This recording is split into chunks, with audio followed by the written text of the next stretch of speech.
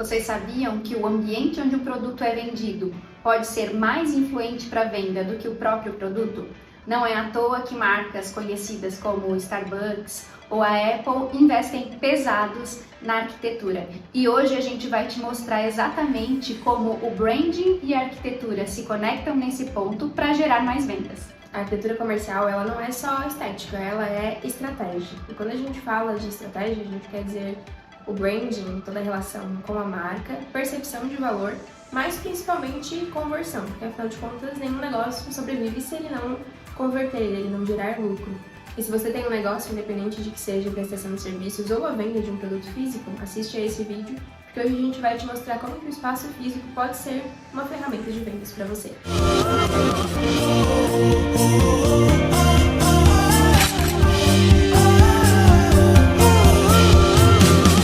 E a gente pode te mostrar em números o quanto esses espaços podem influenciar na decisão de compras, porque tem estudos que comprovam que 95% das pessoas tomam a decisão de compra de forma mais emocional e inconsciente. Ou seja, se o ambiente te desperta alguma coisa, né, se ele te emociona, provavelmente você vai passar ali mais tempo, que é um outro dado que a gente tem, de que 40% das vendas são influenciadas por isso, por permanência no espaço. Ou seja, quanto mais tempo aquela pessoa passa naquele espaço, mais ela vai olhar outro produto, ou se for num restaurante, mais ela vai consumir ali, e se for num espaço de negócios, mais tempo tu tens para transformar aquela conversa, né, para chegar até o ponto de conversão para esse cliente. Então essa permanência no espaço também traz esse cliente para mais próximo da marca. E além disso, quando o ambiente demonstra mais valor, mais conforto e mais confiança, as pessoas se mostram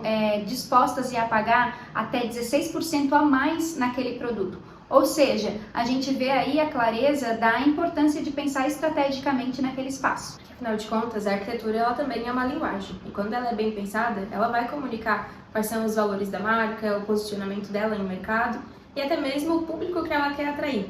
E aí a gente tem dois exemplos de espaços comerciais que conseguem fazer isso de uma forma com bastante maestria. O primeiro deles é a Apple, que ela tem esse design mais minimalista, mas ao mesmo tempo ela expõe bastante os seus produtos para ter essa interação com a pessoa que está ali, o potencial cliente, né, com o seu produto, porque a Apple é um caminho sem volta, né? A partir do momento que tu tem essa primeira experiência com a marca, tu não consegue mais voltar atrás. Então ela tem essa acessibilidade, mas ao mesmo tempo ela tem uma certa exclusividade.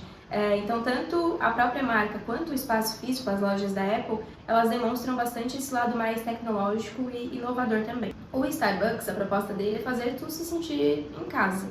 Então ele tem esse design mais acolhedor, eles usam bastante os tons amadeirados, luzes mais quentes, justamente para fazer com que tu permaneça no espaço e consuma mais produtos ali dentro. E aí eles têm essa proposta para criar uma sensação de um terceiro lugar, que é um conceito criado por um sociólogo que diz que as pessoas têm 3 lugares principais, né? O primeiro lugar seria a casa, a família, o segundo lugar a parte de trabalho, relacionamento, carreira ou escola para quem ainda estuda, e a gente todo ser humano precisa desse terceiro lugar, que é um lugar de convivência, um lugar que tu vai se sentir em comunidade e não necessariamente vai ter nenhum tipo de responsabilidade ou obrigação.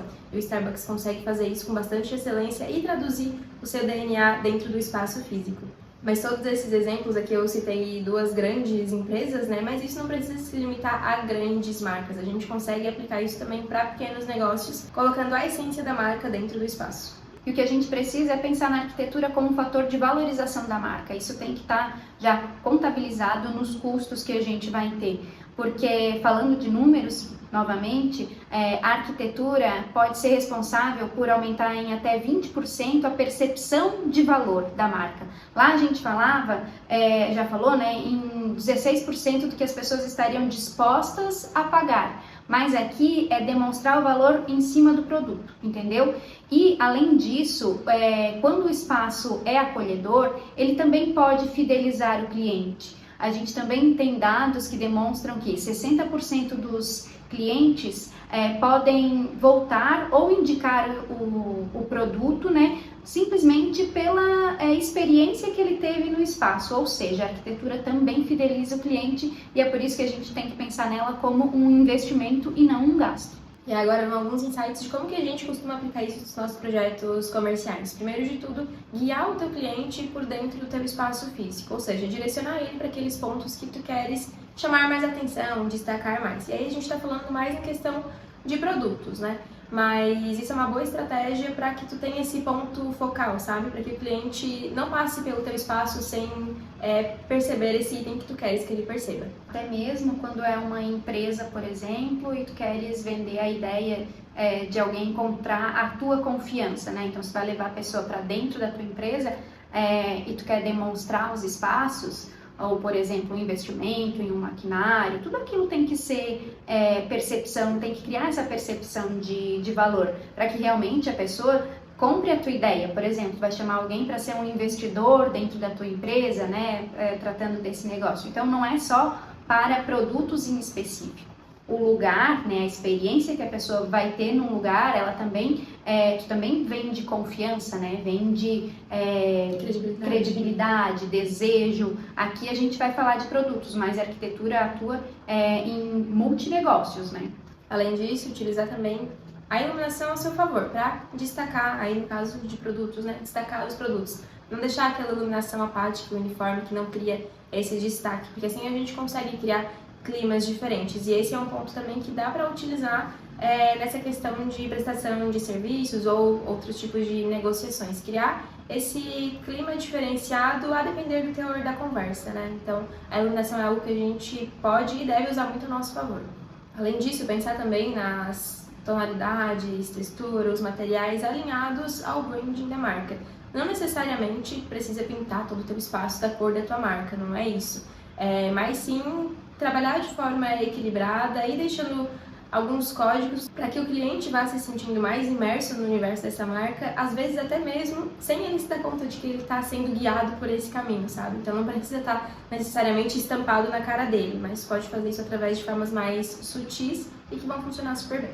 E além disso, trabalhar com zonas de experiências diferenciadas, como eu falei lá da Apple, né, que tem essa parte mais acessível para te ter o contato com o produto, fazer esses testes. E também espaços de permanência, convidando para que o teu cliente, para o teu público, fique um pouquinho mais de tempo ali, perca tempo mesmo e conheça mais de tudo que tu tens para oferecer. Porque afinal de contas a arquitetura ela é como a nossa imagem, né? Muitas vezes as pessoas batem o olho e já vão nos julgar antes mesmo da gente ter a oportunidade de falar qualquer coisa. E o espaço tem esse mesmo poder, ela é a primeira impressão que tu vai causar no teu cliente, antes mesmo de tu ter a oportunidade de defender o teu ponto de vista, a tua ideia, o teu produto para ele. Então, a arquitetura é sim um investimento.